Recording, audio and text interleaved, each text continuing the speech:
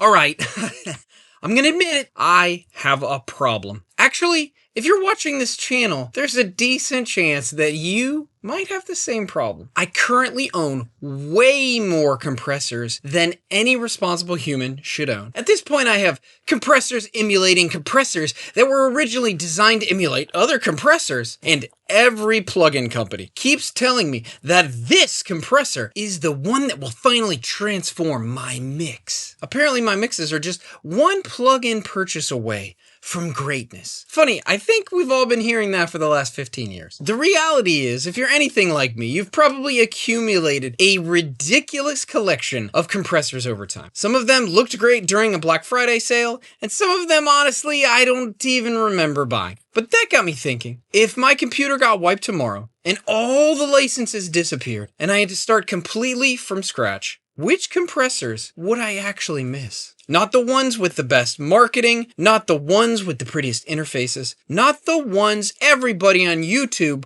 won't stop talking about. Just the 5 compressors that I generally use, trust, and reach for over and over again when I'm mixing real songs for real clients. So today, that's exactly what we're doing. If I could only keep 5 compressor plugins, these are the ones that would survive.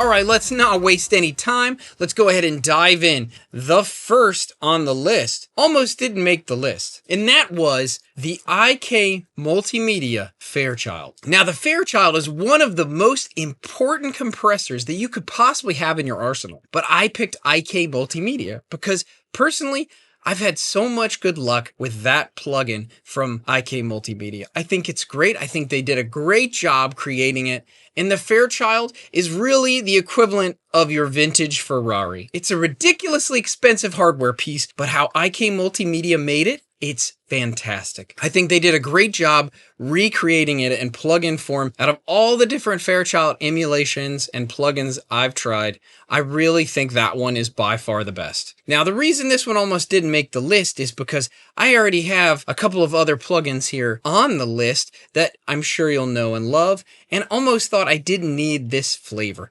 But then I thought about it more and I thought really having one option that's variable mu on the list, I think was super important to have because it just creates it brings a flavor that you don't get with any of the other plugins. Number 2, which will come at no surprise, is the Universal Audio 1176. Now, they have a couple of different 1176s, but I love the AE. I just think it's a great tool. If I had to choose 2, I'd throw the AE in there too. The 1176 is a high-end sports car. It's fast, it's aggressive, and man, does it sound good. And it's a little reckless when you stomp on it. And sometimes you're having a little too much fun with it, you can be a little reckless. Sometimes I put an 1176 on a vocal and immediately think, that's the sound I'm looking for. So that's why an 1176 has to be on this list. The next compressor think of as kind of a buddy to the 1176, and that is the Universal Audio LA2A. It's basically the exact opposite personality. The 1176 drinks espresso, the LA2A drinks tea. It just smooths things out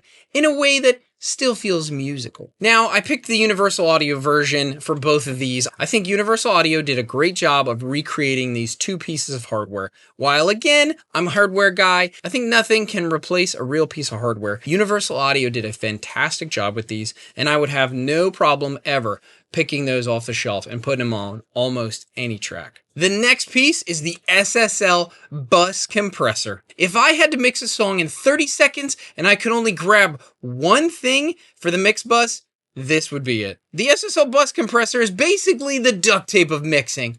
Need glue? SSL. Need cohesion? SSL. Need to convince yourself that you're a real mix engineer? Yeah, SSL. Next is Plugin Alliance's version of the Distressor, the Distressor. If compressors were Pokemon, this Distressor is the one that's good at everything. Need clean compression? It'll do that. Need aggressive compression? It does that too. Need weird compression? Certainly. Need to spend 3 hours tweaking one setting instead of finishing your mix? It definitely does that. Trust me. And again, I picked the Plugin Alliance version because I really feel like Plugin Alliance did a great job with this plugin. Now, obviously, there's a lot of other great options out there, and I could have went with the universal audio version as well, but guess what? I already gave them 2 on the list, so, they already have their fair share of plugins on the list. And honestly, I do use the Plugin Alliance version more. And for the SSL bus compressor, if you're gonna get an SSL bus compressor,